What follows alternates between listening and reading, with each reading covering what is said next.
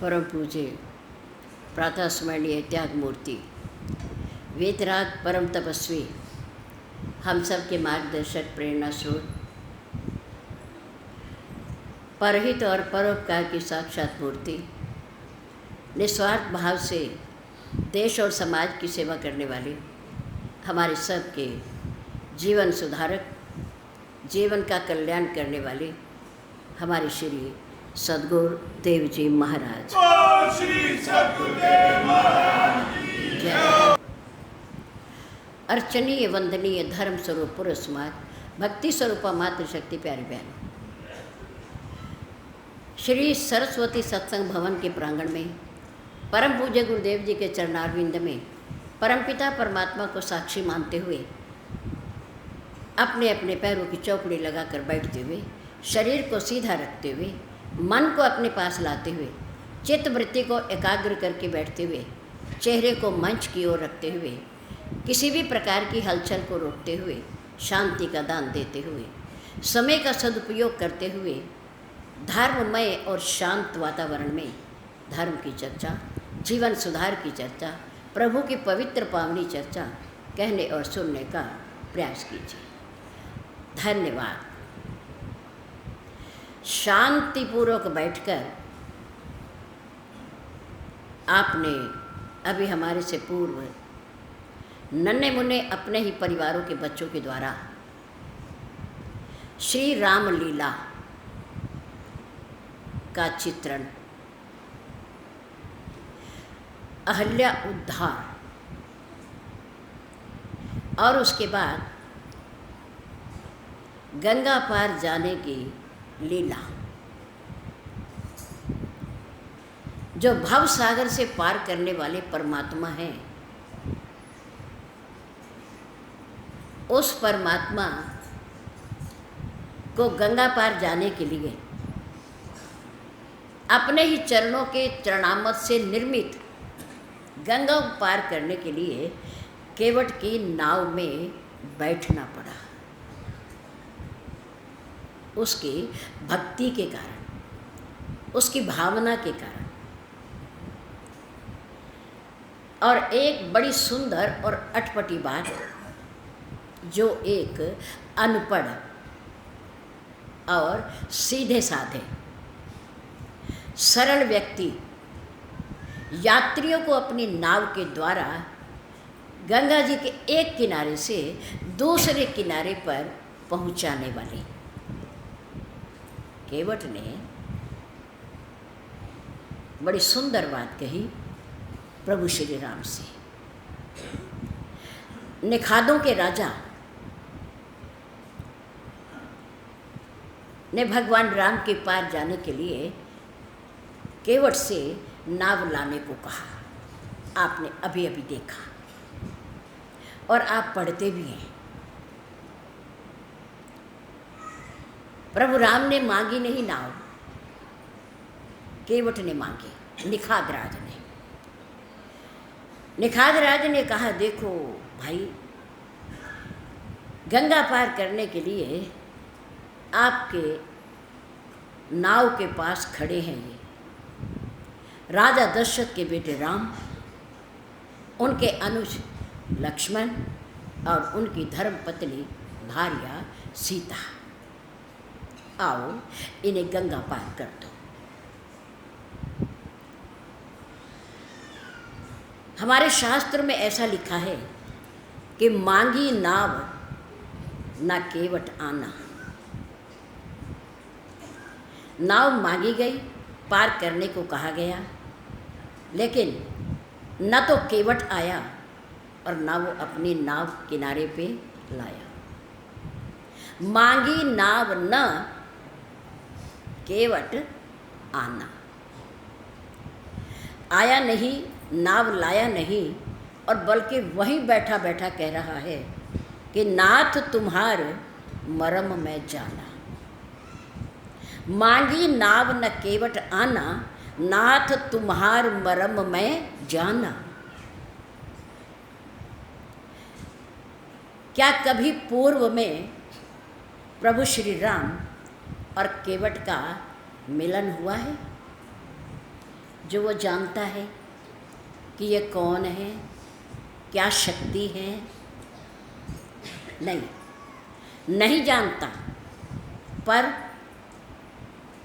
एक सुंदर कथा जो इससे पूर्व आपने गौतम ऋषि की धर्मपत्नी माँ अहल्या की देखी कि अपने ही पति के शाप से ग्रसित होकर वो एक पत्थर की शिला बन गई। और जब भगवान श्री राम महर्षि विश्वामित्र जी के साथ ताड़का का, सुबाहु का वध करके राजा जनक जी की तरफ माँ सीता के स्वयंवर के लिए देखने के लिए चले, तो रास्ते में घने जंगल में उन्होंने एक शिला पड़ी हुई देखी और अपने गुरुदेव से प्रश्न किया, अंतर्यामी जानी जान प्रभु जो सब कुछ जानते हैं कि अब क्या होने वाला है, जो भूत भविष्य और वर्तमान तीनों कालों की जानने वाले हैं, ऐसे परमात्मा ने अपने पूज्य गुरुदेव जी से प्रश्न किया। गुरुदेव इतने घने जंगल में और वीरान जंगल में एक पत्थर की शिला, ये क्या अद्भुत। महर्षि विश्वामित्र जी ने अपने श्रीमुख से वो सारी कथा कहानी जो इंद्र के द्वारा देवी अहल्या से छल किया गया और कपट किया गया और गौतम ऋषि को धोखा दिया गया, प्रातःकाल ब्रह्म मुहूर्त में महर्षि गौतम तीसरे पहर शैया को त्याग करके स्नान करने जाते हैं पवित्र नदी में। लेकिन उस दिन इंद्र ने, स्वर्ग के राजा ने एक चाल चली, जबकि समुद्र स्वर्ग में सुंदरियों की, अप्सराओं की कमी नहीं है, भोगों की कमी नहीं है, एक से एक सुंदर अप्सरा है वहाँ। लेकिन फिर भी उसकी दृष्टि, उसका मन मृत्यु लोक में रहने वाली महर्षि गौतम की धर्म पत्नी अहिल्या पर पड़ी और उसने अपने छल और कपट से प्रातः होने का संकेत कर दिया। हमने कहा ना, प्रातःकाल पहले प्राचीन काल में घड़ियां नहीं होती थी, सूरज के हिसाब से समय को जाना जाता था। और प्रातःकाल अरुण शिखा, लाल लाल चोटी वाला मुर्गा जब बांग देता था तो लोग उठ जाते थे कि अब सवेरा हो गया है। तो इंद्र ने भी कपट से प्रातःकाल कि उनके द्वारा घोषणा करवा दी, जबकि अभी रात थी, अभी प्रातःकाल नहीं हुआ था। छल से, कपट से, किसने? स्वर्ग के राजा ने, भोगों की दुनिया में रहने वाले उस इंद्र ने। और इंद्र इस धरती पर अतिशय पुण्य करने वाला, अश्वमेध यज्ञ करने वाला, तप करने वाला व्यक्ति यहाँ से कई मनवंतर के बाद ऊपर जाकर के इंद्र बनता है, इंद्र बनता है। उस इंद्र ने मृत्यु लोक में रहने वाले महर्षि गौतम से, तपस्वी से बहुत बड़ा छल किया, बहुत बड़ा छल। सरल हृदय गौतम, महर्षि गौतम तपस्वी, जब देखा कि संकेत हो गया है, प्रातःकाल हो गया है, तो उठ करके अपना कमंडा लेके कहाँ चले गए? गंगा जी में चले, स्नान करने चले गए। इधर वो कपटी, छली, दूषित मन वाला, कुदृष्टि वाला इंद्र स्वर्ग से उतरकर नीचे आया और उसने अहल्या देवी से छल किया। जब देखा कि आने वाले हैं महर्षि, समय हो गया है, तब चुप के धीरे से शांत धीरे धीरे कदम रखता हुआ कुटिया से निकल गया। और कुटिया से निकलते समय प्रभु की प्रेरणा देखिए, ईश्वर की उंगली का इशारा देखिए। हम सब ईश्वर की कठपुतली हैं और हमारी जीवन का धागा डोर उसकी उंगली से बंधा हुआ है। वो कब खींच ले कुछ पता नहीं। वो इंद्र को भी नचा रहे हैं और महर्षि गौतम को भी नचा रहे हैं, वो नारद को भी नचाते हैं, वो भगवान शंकर को भी नचाते हैं, ब्रह्मा जी को भी नचाते हैं। उनके हाथ में बड़ी पावर है, सर्वे सर्वा है वो, सर्वे सर्वा। महर्षि गौतम उधर से आए और उन्होंने अपनी कुटिया से धीरे से, देखो जो आदमी छल कपट करता है, जिसका मन अच्छा नहीं होता, उसके चेहरे से पता चल जाता है। और पाप करने के बाद व्यक्ति की आत्मा उसे धिक्कारती है, उसे अंदर से कोसती है कि तूने ये अच्छा नहीं किया, अच्छा नहीं किया। इंद्र ने काम भावना से प्रेरित होकर अहल्या से छल तो किया, कपट तो किया, लेकिन उसकी आत्मा ने उसे अंदर से बहुत धिक्कारा और वो धीरे धीरे कदम रखता हुआ जा रहा था। सामने से ऋषि आ गए। अब गौतम ऋषि की आंखों से इंद्र आंखें नहीं मिला पा रहा। क्यों? क्योंकि छल किया है, कपट किया है स्वर्ग के राजा ने। लेकिन गौतम समझ गए कि कुछ हुआ जरूर है, हुआ जरूर है। जाते हुए स्वर्ग के राजा इंद्र को महर्षि गौतम ने अपने कमंडल से गंगा जल लेकर अंजलि में उन्हें शाप दे दिया कि तुमने मेरी धर्मपत्नी के साथ धोखा किया है, छल किया है और मेरे साथ भी किया है, मेरे साथ भी किया है, इसलिए मैं तुम्हें शाप देता हूँ। इंद्र, तेरे शरीर में असंख्य छिद्र हो जाएंगे, असंख्य, तुम कोड़ी हो जाओगे, तुम्हारा शरीर काम का नहीं रहेगा। शाप दे दिया गया। इधर अहल्या ने देखा कि मेरे पति तो अब गंगा स्नान करके आ रहे हैं और जब मेरे पास आया ये कौन था, ये कौन था? घबरा गई महिला और आकर के हाथ जोड़कर अपने पति के सामने खड़ी हो गई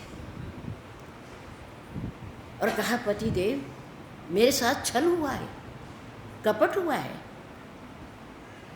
लेकिन फिर भी महर्षि गौतम ने इंद्र को शाप देने के बाद अपनी धर्मपत्नी अहल्या को भी शाप दे दिया, शाप दे दिया कि देवी, तुम्हारी बुद्धि ने विचार नहीं किया, तुमने सोचा नहीं कि तुम्हारा पति, जिसके साथ तुम इतने वर्षों से रह रही हो, व्यतीत कर रही हो जीवन अपना, क्या उस तुम्हारे पति ने ब्रह्म मुहूर्त में, ब्रह्म वेला में, जिस समय व्यक्ति उठ करके भगवान का भजन करता है, स्नान करता है, ईश्वर का चिंतन करता है, क्या आपके सामने कभी मैंने ऐसा प्रस्ताव रखा? तुमने सोचा नहीं? तुमने आज तक अपने पति के व्यक्तित्व को, भावना को समझा नहीं, इतने वर्षों बाद भी। जितना इंद्र ने दोष किया है, उस दोष में तुम भी दोषी हो, तुम भी दोषी हो। इसलिए मैं तुम्हें भी शाप देता हूँ कि ब्रह्मवेला में तुम्हारी बुद्धि जड़ हो गई, स्तंभित हो गई, तुमने विचार नहीं किया, शून्य हो गई तुम्हारी बुद्धि। इसलिए मैं शाप देता हूँ कि तुम जड़ हो जाओ, तुम पत्थर हो जाओ। तुमने भी सोचा नहीं, विचारा नहीं तुमने। तो वो अहिल्या जो चेतन अपने पति के सामने खड़ी थी, वो मुनि के शाप के कारण पत्थर की शिला बन गई, पत्थर की शिला। सत्य महापुरुषों का, भगवान के प्यारे महापुरुषों का, जिनका जीवन उनके सहारे पर होता है, उनका ही आसरा होता है, जो उनके नाम का ही चिंतन करते हैं, उनके पास ऐसी शक्ति आ जाती। अहल्या पत्थर बन गई और इंद्र के शरीर में असंख्य छेद हो गए, छिद्र हो गए, वो रोगी हो गया। अब अहल्या ने जड़ होने से पहले प्रार्थना की, प्रभु स्वामी, जीवन में केवल एक ही बार गलती करने पर इतनी बड़ी सजा, इतना बड़ा दंड अपने से अलग कर रहे हो। मेरे उद्धार का कोई उपाय, कोई समय? महर्षि गौतम ने कहा, हाँ, त्रेता में जब प्रभु श्री राम पार ब्रह्म का अवतार राजा दशरथ के यहाँ होगा और वो महर्षि विश्वामित्र के यज्ञ की रक्षा करने के लिए उनके साथ आएंगे और वो इसी रास्ते से राजा जनक की यज्ञशाला में सीता स्वयंवर में जाएंगे। उस समय तुम्हारे और मेरे जीवन का परिचय महर्षि विश्वामित्र प्रभु राम को देंगे, प्रभु राम को देंगे। उनके चरण कमलों की रज से उनका स्पर्श पा करके तुम पुनः चेतन हो जाओगी, चेतन हो जाओगी। तुम्हारा पाप धुल जाएगा, तुम्हारा दोष मिट जाएगा और तुम पुनः मेरे पास आ जाओगी, मेरे पास आ जाओगी। ये महर्षि गौतम ने कहा। अहिल्या पत्थर बन गई और पड़ी रही पत्थर बनकर।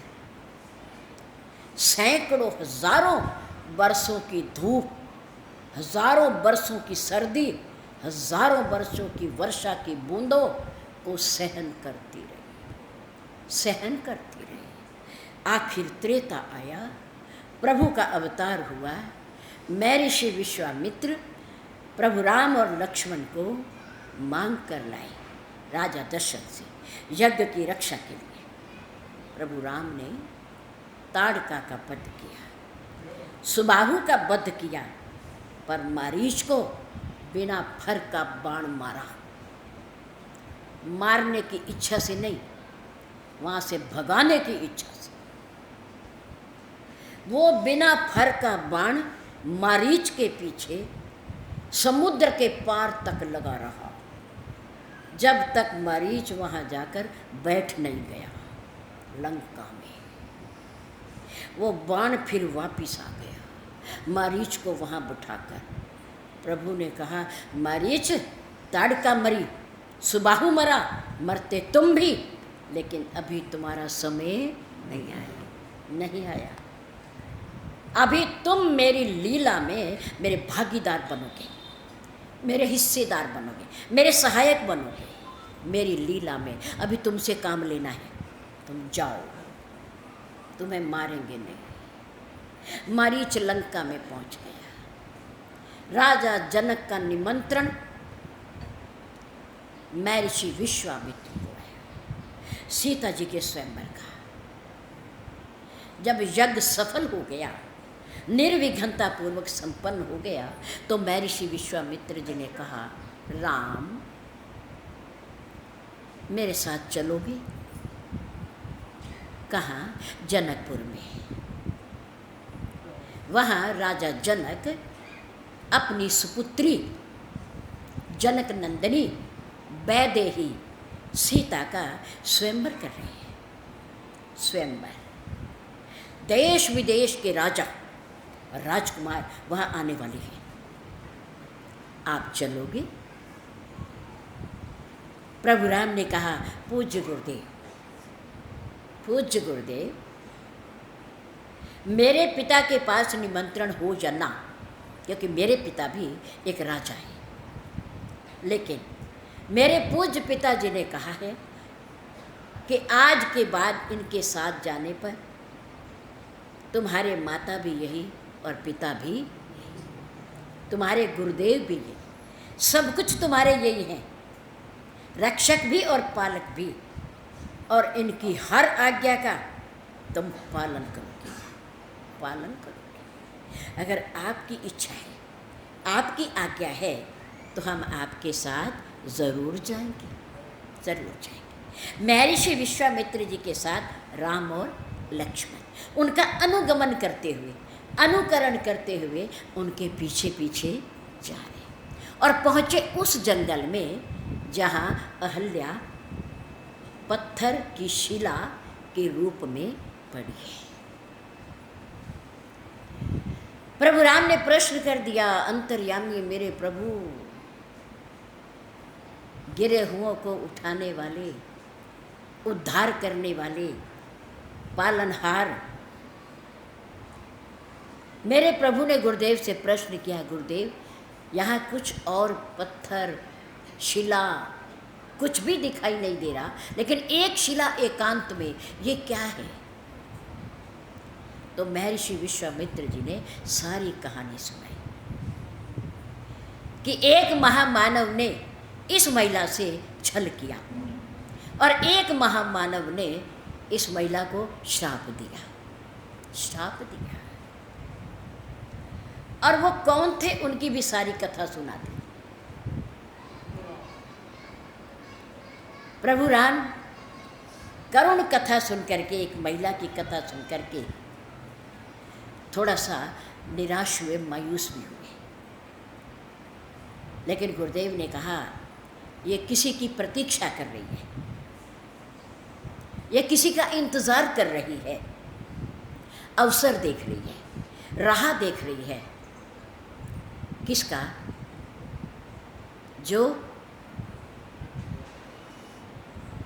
जो गिरे हुओं को उठा दे, गिरे हुओं को उठा दे, उद्धार कर दे, कल्याण कर दे, भव से पार कर दे, ऐसे व्यक्ति की। प्रभु राम ने कहा, ऐसा कौन व्यक्ति है, ऐसा कौन है जो इनका कल्याण करेगा? महर्षि विश्वामित्र जी ने कहा, वो आप हो, वो आप हो। गौतम नारी श्राप बस, उपल देह धरि धीर, चरण कमल रज चाहती, कृपा करो रघुबीर। हे रघुकुल के शिरोमणि, हे राम, आपकी प्रतीक्षा कर रही है बरसों से कि राम आएंगे, वो अपने चरणों से मेरा स्पर्श करेंगे, मेरा उद्धार करेंगे, मुझे जड़ से चेतन बनाएंगे और पुनः पति लोक में मुझे भेजेंगे। इंतज़ार कर रही है। प्रभु और देर ना करो, अपने चरण कमलों की रज से इसका स्पर्श कर दो, इसे पावन कर दो, इसे पवित्र कर दो, इसे शाप से मुक्त कर दो जो इसके पति ने दिया है। मेरे राम ने गुरुदेव की आज्ञा से, अपने आप ने जानते थे वो, लेकिन गुरुदेव जी के माध्यम से सब कुछ उन्होंने सुना और उनकी आज्ञा ली। क्यों? क्योंकि किसी की महिला का स्पर्श करना बहुत बड़ा पाप है, बहुत बड़ा पाप है। पर पूज्य गुरुदेव जी की आज्ञा हुई, इंद्र ने स्पर्श किया, कितना बड़ा शाप भोगा, कितना बड़ा शाप। रोगग्रस्त हो गए स्वर्ग में रहने वाला राजा, धरती पर अतिशय पुण्य करने के बाद उस राजा की क्या दशा हुई, स्वर्ग के राजा की। प्रभु राम ने अपने पूज्य गुरुदेव जी की आज्ञा से उस शिला को अपने पवित्र चरणों से स्पर्श किया। क्या किया? स्पर्श किया। रखे नहीं, पैर ऊपर नहीं रखे, क्या किया? स्पर्श किया। चरण कमल रज, अपने कमल रूपी चरणों की धूली से स्पर्श किया, केवल स्पर्श किया। और अहल्या जड़ से क्या हो गई? चेतन हो गई। जय श्री राम। अहल्या कहती है प्रभु मैं धन्य हो गई, मैं धन्य हो गई। मेरे पति के द्वारा दिया गया शाप आज मेरे लिए वरदान बन गया। क्या बन गया? वरदान बन गया कि वो अगर शाप ना देते, मैं पत्थर ना बनती, तो आपके चरणों की रज मुझे कैसे मिलती? कैसे मिलती? मैं आपके दर्शन कैसे करती? वो दर्शन करने का सौभाग्य मुझे मिला, मेरे पति को नहीं मिला, मुझे मिला। मैं धन्य हो गई, अतिशय बड़भागी चरणन लागी। युगल नयन जलधार बही। अहिल्या की आंखों से, दोनों आंखों से जलधारा, आंसू बहने लगे, प्रेम अश्रु बहने लगे और प्रभु से प्रार्थना करने लगी, प्रभु आप धन्य हो, आप धन्य हो, आपने मेरा उद्धार कर दिया। अब मैं आपकी आज्ञा से पति लोक को जा रही हूँ। अहल्या का उद्धार हो गया। केवट ने ये घटना सुन रखी थी।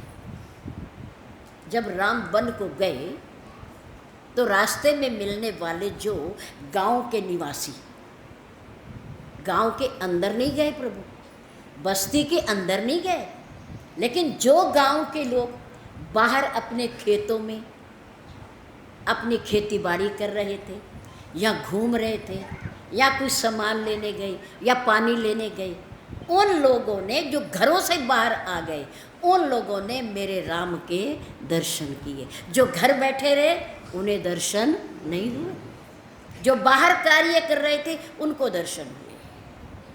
और जो देखता वो देखता ही रहता, वो देखता ही रहता और कहता ये कौन है, ये कौन है? इतने सुंदर छवि वाले ये किशोर, श्याम और गौर वर्ण के कौन है? ये कौन है? कोई वयोवृद्ध उनमें से कहता हमने ऐसा सुना है कि ये अयोध्या के राजा दशरथ के पुत्र हैं, राम और लक्ष्मण। ये राम जी की धर्मपत्नी है सीता, जनक नंदिनी। माँ कैकेयी ने इन्हें वनवास दिया 14 बरस का।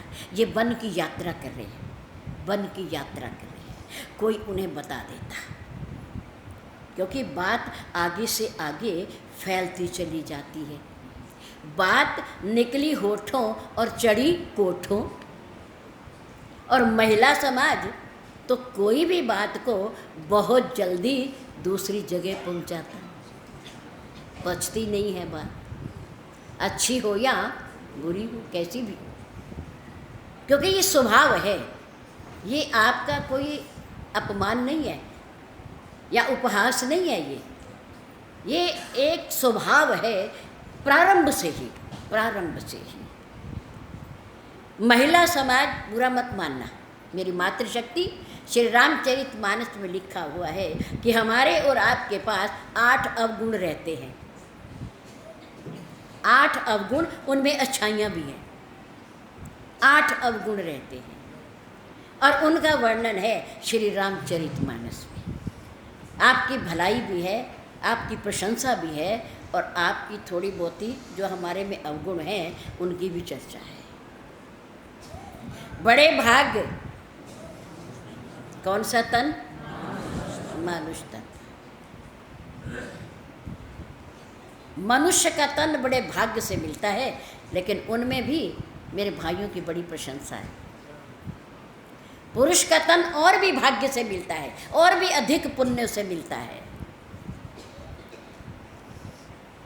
आप कहोगे ये हमारे से महान हो गए, सारा काम तो हम करती हैं, सारी जिम्मेदारी तो हमारे ऊपर रहती है, परिवार का लालन पालन तो हम करती हैं, और ये हमारे से बड़े कैसे हो गए? बड़े हैं। हमारे शास्त्रों में विवाह के उपरांत पतिदेव को परमेश्वर का रूप माना गया। किसका रूप? और आप मुझे बता दो किस शास्त्र में लिखा है कि वैसे तो हमारी मातृशक्ति देवी रूप है, देवी स्वरूपा है, लक्ष्मी स्वरूपा है, बहुत ताकत है आपके पास, बहुत कुछ आपके पास है, लेकिन परमेश्वर की यदि उपाधि दी गई तो वो पुरुष समाज को दी गई, पतिदेव को दी गई। इसलिए बड़े भाग मानुष तन पावा दोनों के लिए है, लेकिन अधिक महान और पुण्य से प्राप्ति होती है पुरुष तन की। बुरा मत मानना, क्योंकि आप भी पूज्य हो, आप देवियाँ हो, आपके बिना घर नहीं चल सकता है। आप गृह मंत्री हो अपने घर की, घर की देखभाल, बच्चों की, परिवार की। अगर राम पैदा हुए तो उसका लालन पालन माँ कौशल्या ने किया, दशरथ ने नहीं किया। किसने किया? माँ कौशल्या ने। तो सारी कहानी पहुंच गई दूर तक, सारे लोग जानते हैं, और धीरे धीरे ये बात कि पत्थर से नारी बन गई, पत्थर से नारी बन गई, ये बात गंगा घाट के केवट के पास भी पहुंच गई। उन्होंने भी सुन ली, और जब उन्होंने कहा कि इन्हें पार कर दो, हमें देर हो रही है, हो तो विलंब उतार ही पारू, जल्दी हमें पार कर दो, हमें देर हो रही है। अरे देर क्या हो रही है? अभी तो पहला दिन है वनवास की यात्रा का, 14 बरस का आज अभी पहला दिन है, देर कहाँ हो रही? 14 बरस है, 365 दिन होते हैं एक साल में, उन्हें 14 से गुणा करो, मल्टीप्लाई करो, कितना बैठता है, और आज अभी पहला दिन है, कहाँ देर हो रही है? मेरे राम का अपने भक्त से विनोद, लीला उनकी, और कहता है कि मैंने ऐसा सुना है, मैं अपने नाव में नहीं बिठाऊंगा आपको। क्यों नहीं बिठाओगे भाई? इसलिए नहीं बिठाऊंगा कि आपके पैरों में जादू है, जादू है। जो भी इनकी रज को स्पर्श कर लेता है वो चेतन हो जाता है, वो कुछ का कुछ बन जाता है। और मैंने तो समझा है कि शिला से नारी बन गई, महिला बन गई। और मेरे पास, मेरे घर में मेरी धर्मपत्नी है, गौतम के पास तो नहीं है, वो यहाँ थी, वो नारी बन गई और चली गई, लेकिन मेरे पास तो मेरी धर्मपत्नी है, मैं दूसरी का क्या करूं? अगर मेरी नाव में आप बैठ गए, वो तो धूली थी, धूली, और यहाँ आपके पूरे चरण पड़ेंगे तो पता नहीं क्या बन जाएगी वो। प्रभु नाम मैं जानता हूँ, मांगी नाव न केवट आना, नाथ तुम्हार मर्म मैं जाना। उस परमात्मा के मर्म को एक अनपढ़ गांव का रहने वाला सीधा साधा सरल व्यक्ति, केवट नाव से यात्रियों को पार करने वाला परम पिता परमात्मा के सामने खड़ा होकर कहता है कि मैं तुम्हारे मर्म को जानता हूँ। कितनी बड़ी उसके अंदर हिम्मत! कौन बोल सकता है? राजा के पुत्र हैं, भले ही बनवासी हैं, राजकुमार हैं वो, और उनके साथ खड़ी है राजा जनक की सुपुत्री विदेह नंदिनी जानकी, लेकिन उसे डर नहीं है, क्योंकि वो बिल्कुल अपने मन की भावना कह रहा है। और मेरे राम भी सुन रहे हैं खड़े होकर के। प्रेम लपेटे अटपटे, अटपटे सीधे साधे, प्रेम लपेटे अटपटे, सुन के वटके बैन, बिहसे करुणा एन, चितय जानकी लखन तन। माँ सीता और लक्ष्मण जी की ओर देखते हुए मेरे राम मुस्कुरा रहे हैं, हंस रहे हैं केवट की वाणी को सुनकर, और लक्ष्मण जी को गुस्सा आ रहा है, लक्ष्मण जी को गुस्सा आ रहा है कि इसकी इतनी हिम्मत। मेरे बड़े भाई हैं, मैं बोलता नहीं ज़्यादा, मैं कहता नहीं, हम तो गंगा जी को पैदल भी पार कर ले। केवट ने कहा कर लो, मेरे ऊपर कोई असर नहीं पड़ता। और चलो मैं ही बता देता हूँ, जहाँ से तुम पैदल पार कर लोगे मुझे कोई फर्क नहीं पड़ता, पर मैं अपनी नाव में बिठा करके पार करने वाला नहीं हूँ। और मेरे राम है मर्यादा पुरुषोत्तम। मेरे राम मर्यादा का उल्लंघन नहीं कर सकते। उन्होंने नाव से ही पार जाना है। कैसे पार जाना है? नाव से ही पार जाना है। इसलिए उसकी बातें सुन रहे हैं। केवट ने कहा देखो राम, मैं डरता नहीं हूँ किसी से। मुझे पता है कि लखन लाल जी को गुस्सा आ रहा है, पर मैं राजा दशरथ की कसम खा के कहता हूँ कि भले इन्हें क्रोध आ रहा है, ये मुझे बाण से उड़ा दे, लेकिन फिर भी मैं आपको अपनी नाव पर पैर धोए बिना नहीं बिठाऊंगा। मैं बिठाने का करने दो, गुस्सा कर लो, मार दो तीर, बाण मार दो। मैं राजा दशरथ की कसम खा करके कहता हूँ कि मैं बिना पैर धोए आपको नाव पर बिठाने वाला नहीं, मैं बिठाने का। मेरे राम बड़े प्रसन्न हुए। उन्होंने जानकी और लखन लाल जी की तरफ देखा। क्यों देखा? इसलिए देखा, लक्ष्मण को कहा देखो लक्ष्मण, ये मेरे और मेरे भक्त की बात है, ये मेरे और मेरे प्रेमी की बात है, तुम्हें गुस्सा करने की जरूरत नहीं। जो ये काम कर रहा है, ये काम को इसी ने थोड़ी शुरू किया, ये काम तुम दोनों ने अयोध्या में ही शुरू कर दिया था, जिद करने का। मैं तुम्हें बन नहीं ला रहा था, तुमने जिद करी कि मेरे सब कुछ आप हो, सब कुछ।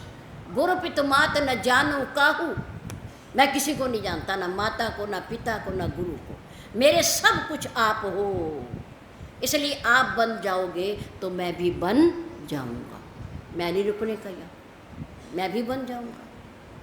मुझे नहीं रहना यहाँ, पिताजी बेहोश हैं, होने दो। दो भाई यहाँ नहीं है, न होने दो। माताएं दुखी हैं, होने दो। और मैं गुरुदेव की आज्ञा भी नहीं मानने का, मैं आपके साथ जाऊंगा। प्रभु ने कहा था कि नहीं? मेरी बात मानी थी? चुप, नहीं मानी ना, कोई बात। तुमने जिद करी और सीता ने भी जिद करी। मैंने सीता जी से कहा देखो प्रिय, देखो सीते, वनवास मुझे हुआ है, तुम्हें नहीं हुआ। तुम्हारे आने जाने के लिए, रहने के लिए दो जगह हैं, एक मायका और एक ससुराल। एक मायका और एक ससुराल। समय समय पर तुम वहाँ भी जा सकती हो, यहाँ भी रह सकती हो, तुम्हारा मन लगा रहेगा। और नंबर 2, अगर तुम हमारे बाद माताओं के पास रहोगी, पिता के पास रहोगी, तो इन्हें भी थोड़ा धैर्य रहेगा, इनका मन भी लगा रहेगा। इसलिए तुम हमारे साथ ना जाओ। आपने भी कहा प्रभु, अगर शरीर से शरीर की परछाई अलग हो सकती हो तो आप मुझे छोड़ जाओ, छोड़ जाओ। पति के बिना पत्नी अधूरी है। मैं आपके साथ जाऊंगी, मैं आपकी छाया हूँ, आपकी परछाई हूँ, मैं आपके साथ जाऊंगी। वो मुझे दुख है कि अब मेरा समय आया था, मैं अपनी पूज्य सासुओं की सेवा करती, घर की देखभाल करती, पूज्य पिताजी की सेवा करती, लेकिन क्या करूं? मेरे पति को बन जाना है, तो मेरा भी कर्तव्य बनता है पतिव्रता महिला होने के कारण कि मैं अपने पति के साथ जाऊं, साथ जाऊं। दुख में सुख में मैं साथ रहूंगी। और प्रभु, जिस वन में आप रहोगे वो तो मेरे लिए 100 अयोध्या के समान है, 100 अयोध्या के समान। मुझे कष्ट नहीं होगा। क्यों? क्योंकि मेरे स्वामी मेरे साथ है, मेरे पति मेरे साथ है, मुझे कोई डर नहीं। प्रभु ने कहा क्यों सीते, क्यों लक्ष्मण, जिद करी थी कि नहीं? मैं नहीं ला रहा था, पर तुमने जिद की और मेरे साथ आए। अब अगर एक मेरा भक्त मेरे साथ नाव में बैठने से पहले जिद कर रहा है मेरे पैर धोने की, तो क्या बड़ी बात है, पैर ही तो धो रहे। अरे पैर धोने से तो थकावट मिट जाएगी हमारे रास्ते की। हम ऊबड़ खाबड़ भूमि से चल के आ रहे हैं यहाँ तक, श्रृंगवेरपुर से जंगल में भटकते हुए, कोई बात नहीं। उस समय मेरे प्रभु केवट की वाणी को सुनकर मुस्कुराए, हंसे, खुश हुए। गोस्वामी तुलसीदास जी ने कहा कि यह केवट धन्यवाद का पात्र है कि जिसने इतनी गम भरे वातावरण में से, अयोध्या में से निकल कर आए राम को खुशी प्रदान की, खुशी प्रदान की अपने शब्दों के द्वारा। ये धन्यवाद का पात्र है केवट।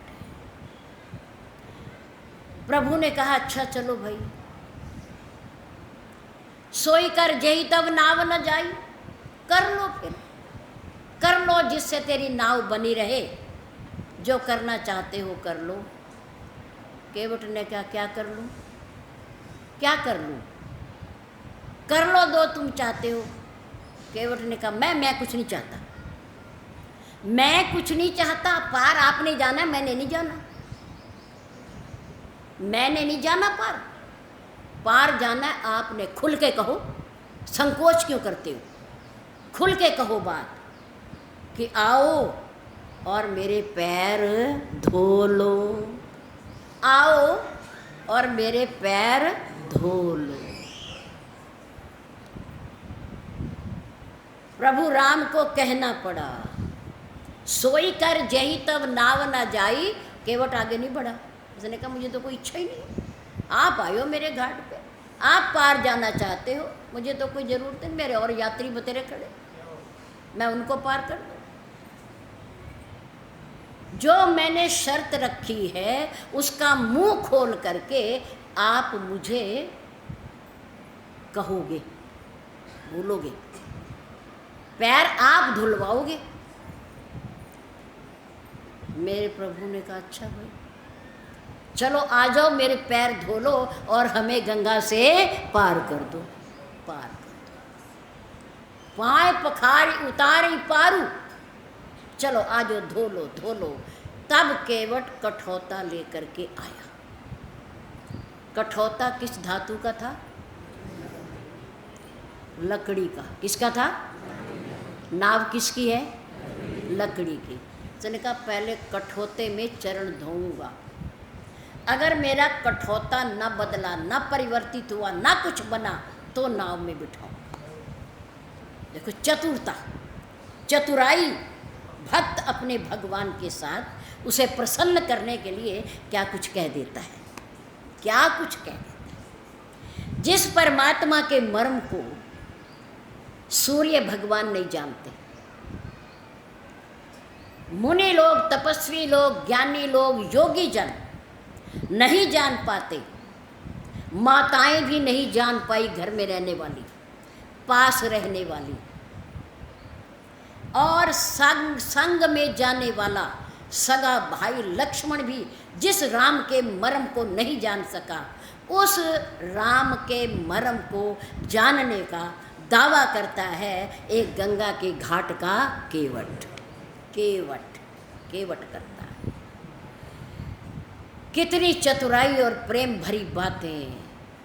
नाथ तुम्हार मर्म मैं जाना, मैं जानता हूँ और कोई जाने या ना जाने, पर मैं जानता हूँ, मैं जानता। कठौते में प्रभु के श्री चरण धोए।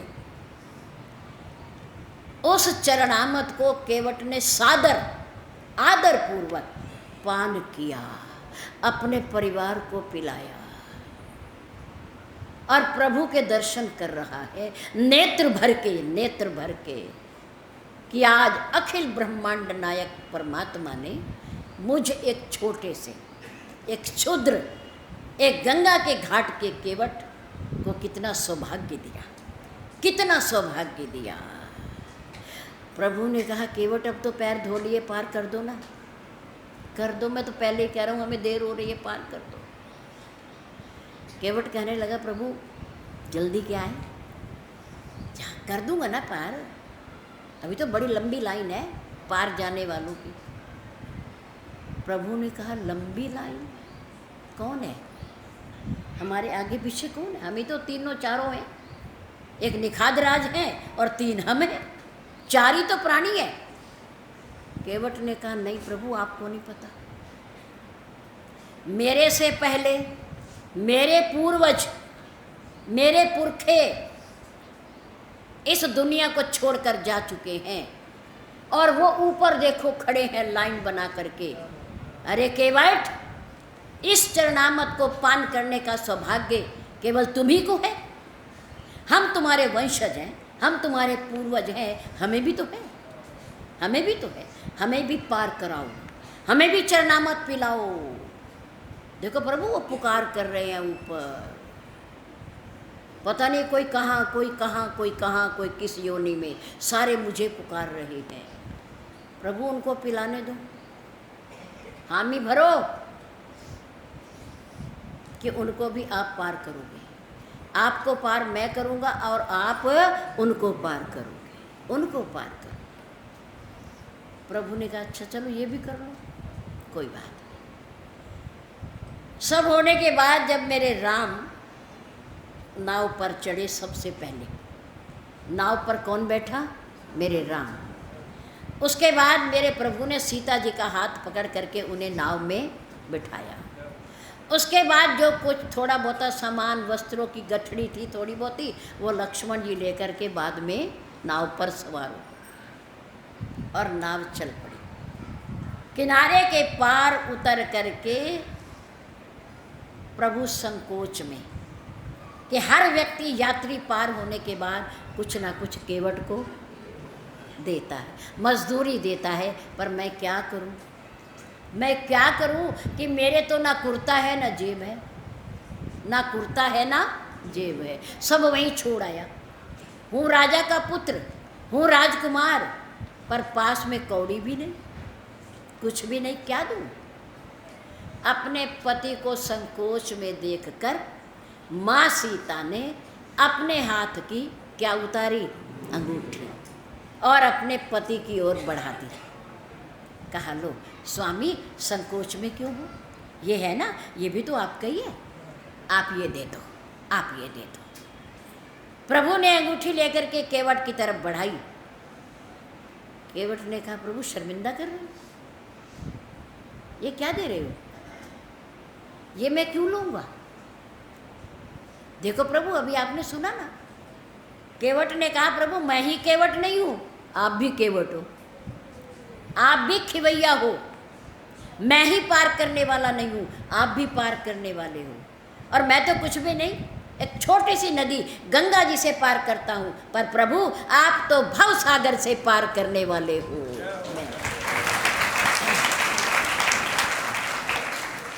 प्रभु मैं औरों की गारंटी नहीं लेता, आज आप मेरे घाट पर आए, मुझे सौभाग्य दिया पार करने का, मैंने आपको गंगा के पार किया, पर इस दुनिया से जाने के बाद मैं भी आपके घाट आऊँगा, जय श्री राम, जय श्री राम, आपके घाट आऊँगा। जैसे मैं आपको पार कर रहा हूँ, आप मुझे भी पार कर देना, मुझे भी पार कर देना। उतराई कैसी बोली, ये तो व्यापार है, मैंने आपको पार किया, आप मुझे पार कर देना। आप तो अंगूठी दे भी रहे हो, लेकिन प्रभु मेरे पास तो कुछ है ही, मैं क्या दूंगा, ना मेरे पास कोई जप है, ना दान है, ना तपस्या है, ना भक्ति है, प्रभु मैं आपको क्या दूंगा, मेरे पास तो कुछ है भी नहीं, आप तो दे भी रहे हो प्रभु, इसलिए मैं नहीं लूँगा। अगर मैंने आपसे ले लिया तो समय आने पर पार करते समय आप भी मेरे से कुछ ना कुछ मांगोगे, शर्त रखोगे, और मेरे पास कुछ है ही नहीं, मैं आपको क्या दूंगा। इसलिए अब नहीं, अब नहीं, अब पार चले जाओ आप, फिर मुझे पार कर देना, बस इतनी सी बात है। इतना किराया लूँगा आपसे अपने को पार कराने का। आपको पार कर दिया, आप मुझे पार कर देना, मुझे पार कर देना। भाव सागर से पार करैया परमात्मा लीला कर रहे हैं, अभिनय कर रहे हैं, नाटक कर रहे हैं। वरना ये गंगा माँ, उनका चरण उनके उद्गम स्थान है। जब उन्होंने नाव मांगी मेरे प्रभु ने पार जाने के लिए, तो गंगा निराश हो गई। गंगा जी निराश हो गई। गंगा जी ने सुना, कहा कि मैंने तो ये सोचा था कि पार ब्रह्म का अवतार हुआ है, पार ब्रह्म का अवतार हुआ है, परमात्मा का, ईश्वर का अवतार हुआ है। और वो ईश्वर आज केवट से पार होने के लिए नाव मांग रहा है।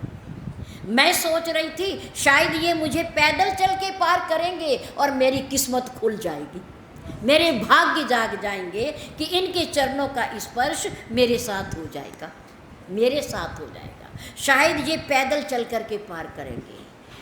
पर ये क्या कि जिनके चरणों का मैं चरणामत, वो मुझे पार करने के लिए नाव मांग रहे हैं, नाव मांग रहे हैं। मैं नहीं मानती ये ईश्वर है, मैं नहीं मानती। लेकिन जब केवट ने अपनी शर्त भगवान से मनवा ली और उनके चरणों को धो करके उस चरणामत का पान किया और धन्य हो गया, अपने परिवार को भी दिया।